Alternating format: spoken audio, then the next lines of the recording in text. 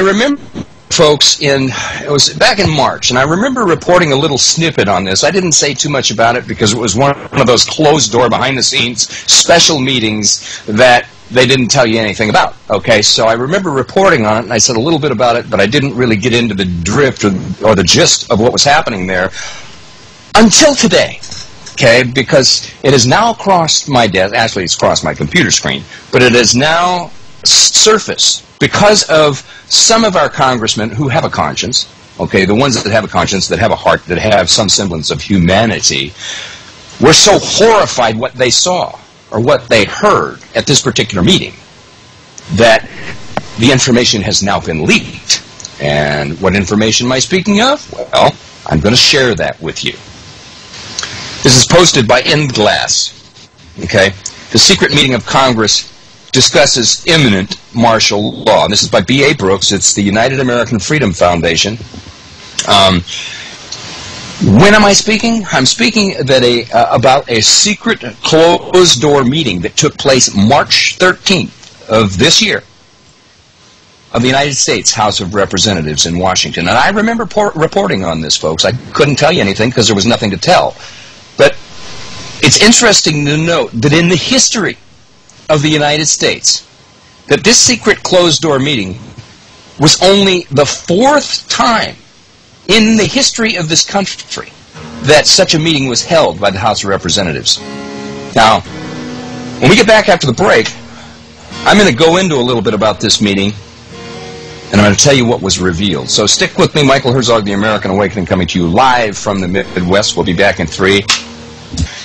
Even though representatives are sworn to secrecy by House Rules number 17, some of the members, probably very few, I might add, were so shocked, so horrified, so furious and concerned about the future of America by what was revealed to them inside the secret meeting.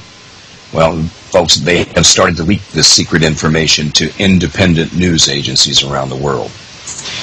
The mass media said almost nothing, which is not a surprise, about the secret meeting of the House, mentioning only one of the items that was being discussed, the new surveillance techniques that are going to be used by the U.S. government to watch all of us, all American citizens. The story was first released in a newspaper out of Brisbane, Australia, curiously enough, revealing the contents of the secret U.S. government meeting and plans for America, including all of its citizens. Yes, folks, us. Shortly thereafter, David J.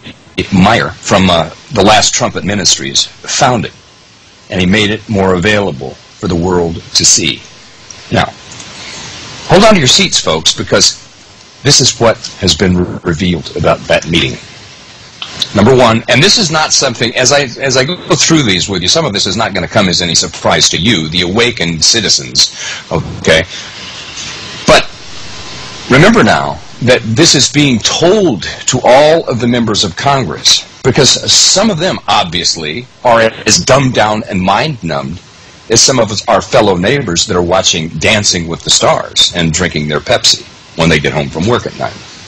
So here's what was revealed. Number one, the imminent, and I don't say possible here, I say the imminent collapse of the United States economy to occur sometime in late 2008.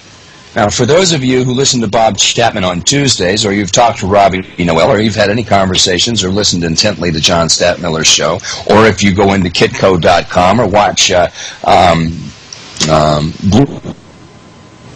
not a secret to anybody. This has been going on for quite some time, but it's been escalating of late. And then, of course, we have the CDOs, we have the hedge funds, we have the Bear Stearns debacle, we have these members that are these fall guys that are being arrested for it, similar to the Enron scandal. And they're going to turn around and blame somebody for it. But the fact is that, according to this meeting, the imminent collapse of the United States economy to occur sometime in late 2008. All the more reason why Ron Paul should be getting the nomination for the election, because it doesn't make any difference whether it's Obama or McCain.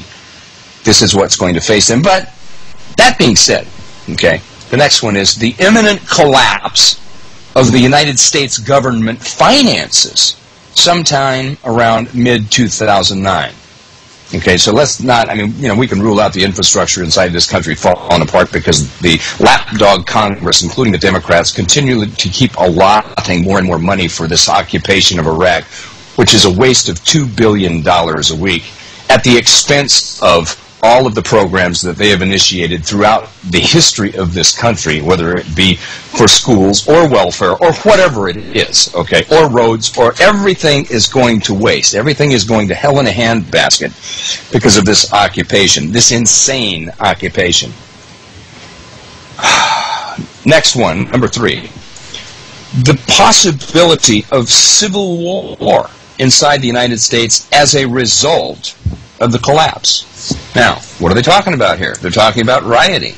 Are they talking about food rioting? Well, we could put that on the list of possibilities, as I spoke with you just a few minutes ago about, you know, I wonder, as I looked at this receipt, as I spoke about earlier in the show, where they're sending a warning out right out of a mainstream multi-state grocery store talking about the food that they sold to us, most likely, or is contaminated with these specific dates on it, and to give it back. And one of the things that went through my mind is, what is the average ignorant American doing when they look at this? Do they have a clue what's going on here?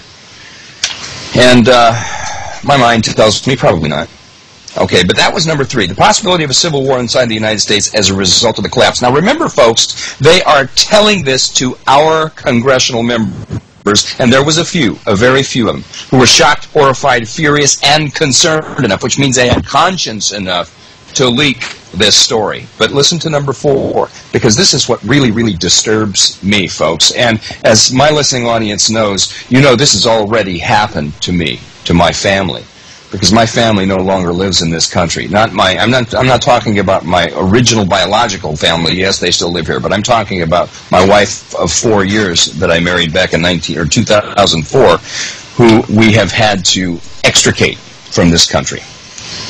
But here's one that's very, very serious. Number 4, the advance, and I emphasize advance, roundups of insurgent U.S. citizens that are likely to move against the government. Now, what does that mean? Likely to move against the government. How do they define move? Are they talking about taking up arms? I wonder. Are they talking about moving by intellect, vocalizing our dissent towards their policies? What specifically are they talking about when they say likely to move? And then, of course, number 5, it goes on to say the detention of those rounded up at the Rex 84 camps constructed throughout the United States. That's number 5. Number 6, the possibility of public retaliation against members of Congress for the collapses. Well, now let me... and I want to emphasize, if I were to move against the government for a collapse of our economy, for public retaliation against members of Congress for the collapse, you know what, and I want to emphasize you know who would be in my sights for something like that? If I were, I'm not going to, folks, I want to clarify, but if I were, Nancy Pelosi would be right there on the top, because I remember her campaigning for her position, her congressional seat back in early 2006, talking about George Bush. He needs to be impeached. We need to stop this Iraq war. And once she got elected, all that was off the table. And yet we've had the one, Congressman Dennis Kucinich, who's put forth these impeachment articles both towards Cheney and Bush, and Nancy Pelosi has swept him under the rug. Can you say bought off and compromised? I can. Let's see, that was number 6, I believe. Okay. The location. Now they are telling our Congress critters about the location of safe facilities for members of Congress and their families to reside during this massive civil unrest. So they're giving them a place to go. They're telling them that there's going to be the possibility of public retaliation against members of Congress for the collapses, and they're giving them the location of safe facilities for members of Congress and their families to reside during this massive civil unrest. And of course, then they go on to tell them the necessary and unavoidable merger of the United States with Canada and Mexico, establishing the North American Union. See, so this is their